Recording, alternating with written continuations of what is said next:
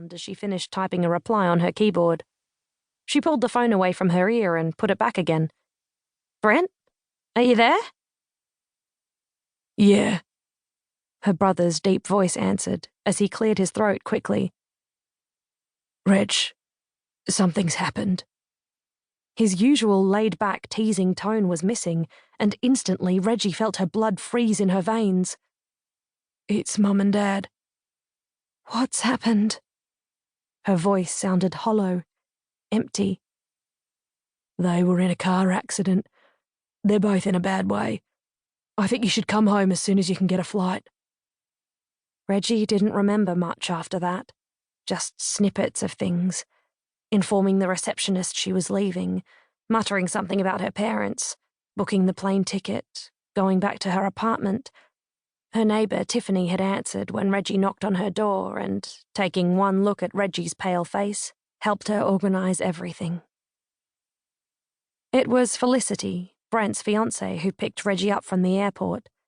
The city traffic blurred as they headed for the hospital where her parents had been transferred from the accident scene. "They're going to be all right," Felicity said to her, taking her eyes briefly from the road to give her a reassuring look. "Ray and Peggy are two of the strongest people I know.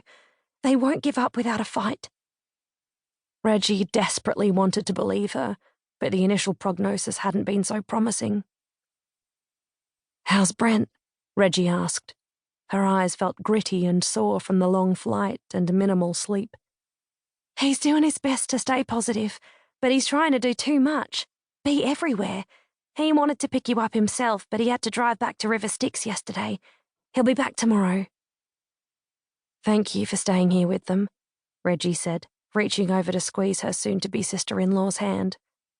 "I know Brent couldn't have managed without you. He's lucky to have you. We all are," she said, noticing the strange, tight smile on the other woman's face. "Are you doing okay?" Felicity was like a second daughter to her parents, and a sister to Reggie. She and Brent had been together since high school and was a part of the family. It couldn't have been easy trying to comfort Brent as well as deal with her own grief over her in-law's accident. Felicity started, then abruptly clamped her mouth shut, shaking her head and quickly wiping away a stray tear. Reggie bit her lip against the threat of her own tears. She couldn't break down now, not before she went in to see her parents. She had to hold it together for them. "I'm just really glad you're here, Reg," Felicity finally managed. The smell of the hospital, so clinical and alien, confronted Reggie the moment she walked through the front doors. She followed Felicity along a corridor and into an elevator, arriving at the ICU, where they waited for the doctor to finish his rounds. Her mother had what they suspected were severe spinal injuries, which would put her into a wheelchair for the rest of her life, requiring extensive physiotherapy and help with day-to-day care. Her father's leg injuries were going to require multiple operations. Her parents were situated in two different parts of the hospital, and Reggie was allowed to see each of them briefly. Her mother was still sedated. They'd put her into an induced coma until the swelling eased so the doctors could continue to assess her, but it was already obvious that her injuries were extensive. The doctors were waiting to see if there was any brain damage. Reggie felt the blood drain from her face as she lowered herself into a seat beside her mother's bed.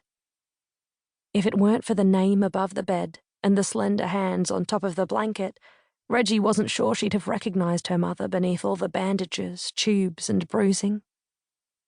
She was so still, so quiet, nothing like the animated, happy mother Reggie knew.